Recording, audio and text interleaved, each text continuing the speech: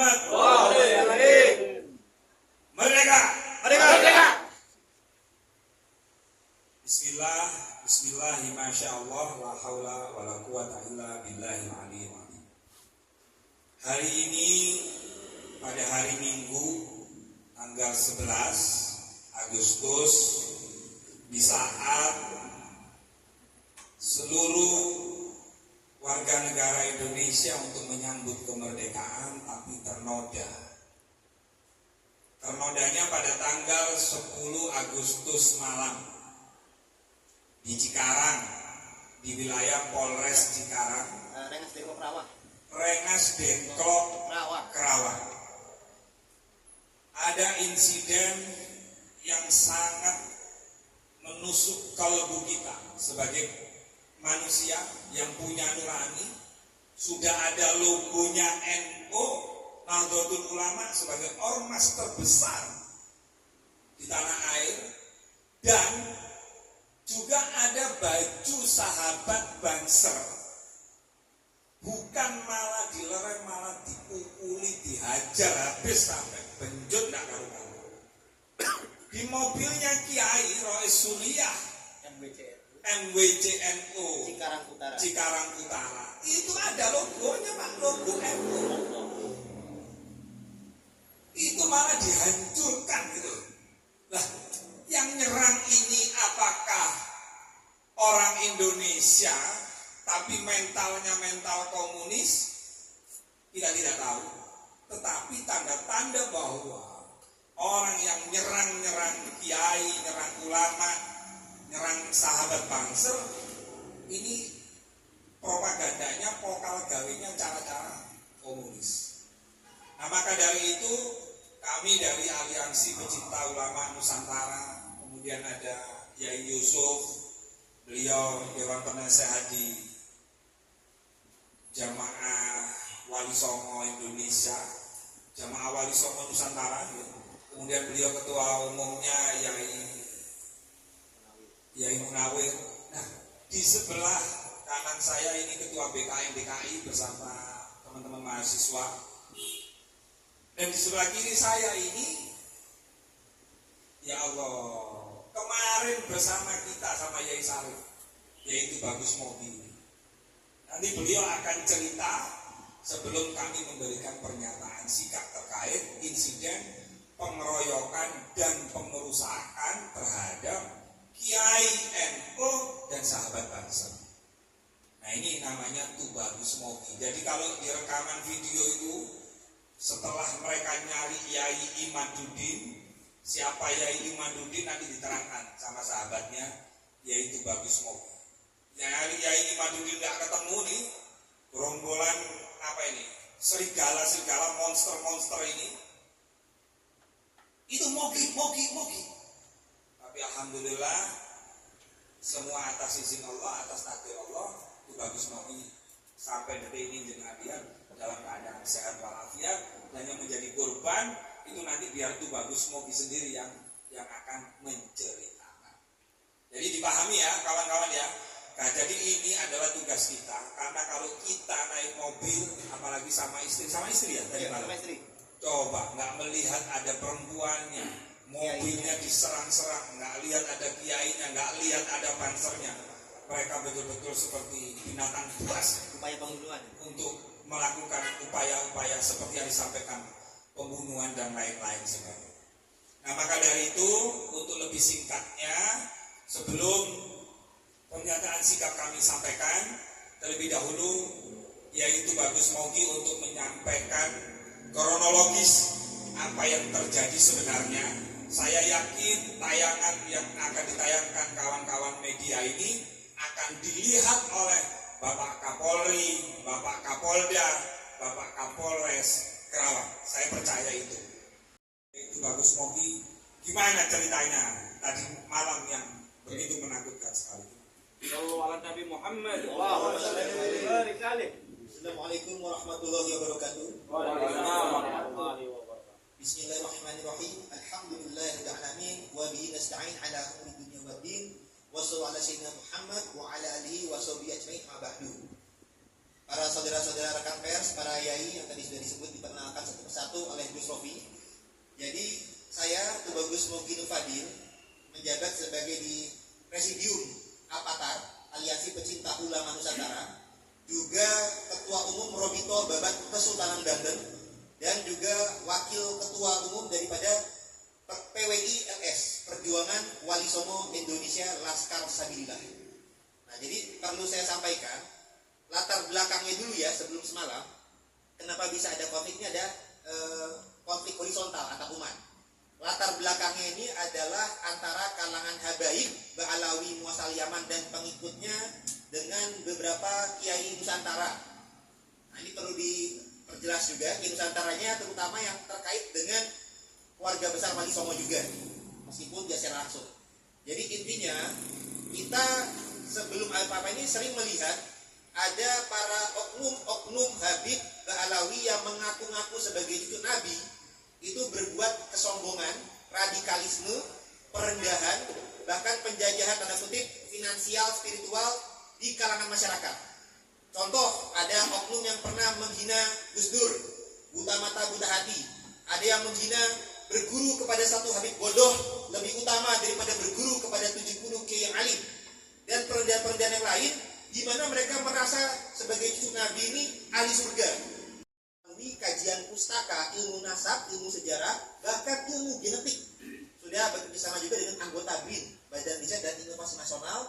Bahkan di bulan Agustus tahun lalu sudah diseminarkan di UIN Syarif Hidayatullah, yang kemudian tanpa memaksakan ya, tapi secara kajian ilmiah itu bagi para peneliti, terutama Kiai Imaduddin Usman Al-Bantani yang menuliskan sebuah tesis bahwasanya nasab atau silsilah para Habib Ba'alawi Muasal Yaman tidak tersambung kepada Nabi Muhammad Sallallahu Alaihi Wasallam sebagaimana klaim pengakuan mereka, sehingga tentunya ini menjadi suatu hal yang bagi mereka membuat kepanasan. Nah, tapi kami terbuka, ini sifatnya ilmiah.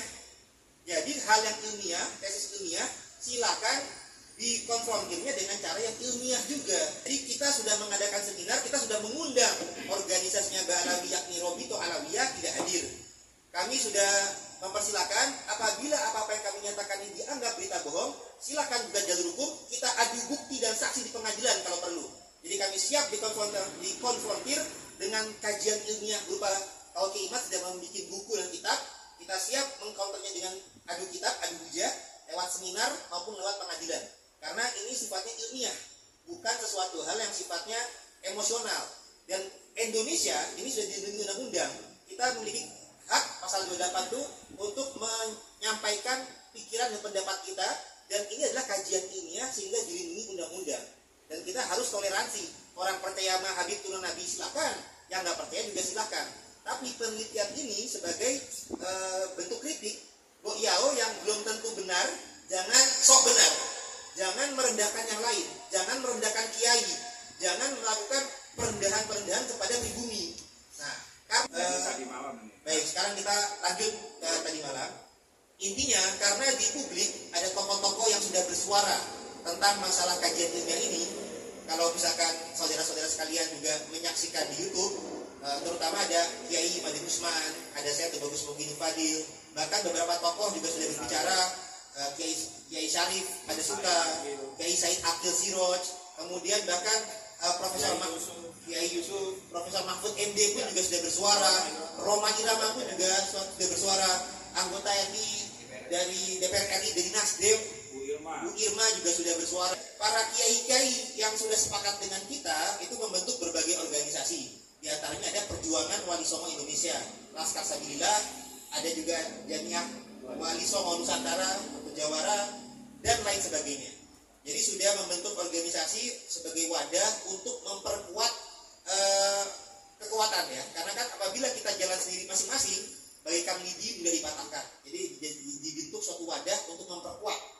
Nah, jadi rencana awal tadi malam itu adalah kita undangan dari Kiai Junaid Al-Baghdadi, salah satu ulama dan tokoh kasepuhan di Kerawang, Jawa Barat. Nah, beliau juga didapuk menjadi kasepuhan daripada organisasi PWI, Perjuangan Wali Songo Laskar Sabilillah Nusantara, yang nanti malam tanggal 11 Agustus akan mengadakan pelantikan PWI di komplek makam Syekh Guru Karawang. Nah, untuk persiapan menuju acara nanti malam itu para anggota-anggota PWI biasa melakukan musyawarah di pesantrennya Kiai Asep di Rengas Dengklok Karawang, pesantren Mandaul Ulum namanya. Nah, itu sudah ada biasa-biasa musyawarah. Nampaknya musyawarah-musyawarah ini sudah diketahui oleh anggota, saya langsung jelaskannya FPI, karena nanti saya punya buktinya. Jadi anggota FPI itu sudah mengetahui akan, atau ya para pendukung-pendukung Habib.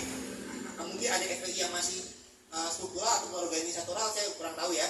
Yang pasti para pendukung para Habaib ini sudah ada ancaman-ancaman supaya acara nanti malam di PW ini tidak terlaksana, dan mereka mengetahui bahwasanya rencananya kan mengundang tokoh-tokoh yang banyak bersuara kontra nasab Habib Ba'alawi, yakni Kiai Imaduddin Usman Al-Bantani yang menulis tesis tentang kepalsuan nasab Habib, dan juga Kiai Abbas Buntet, cucu pahlawan pejuang dari Cirebon, Kiai Abbas yang turut berjuang di Perang Surabaya 10 November 45. Jadi ini ada rencana kehadiran dua tokoh petinggi daripada PWI. Nah, karena di malam nanti salah satu kasepuannya kan adalah Kiai Junaid Abadadi. Nah, beliau ada acara rutin tiap malam minggu, terutama ada hari-hari yang kliwon apa gimana tuh hari besar, ada acara di pesantren beliau di Rengas Dengklok Karawang. Nah, beliau mengundang anggota-anggota PWI, terutama juga Kiai Imat, kalau bisa hadir di tadi malam tadi supaya membicarakan musyawarah untuk kelanjutan acara di nanti malam. Nah, jadi ada acara tanggal 11 Agustus, ada acara tanggal 10 Agustus. Nah, 10 Agustus ini acara khususnya daripada Kiai Junaid Al-Baghdadi. Nah, Kiai Junaid Al-Baghdadi ini acaranya di Rengas Dengklok Karawang.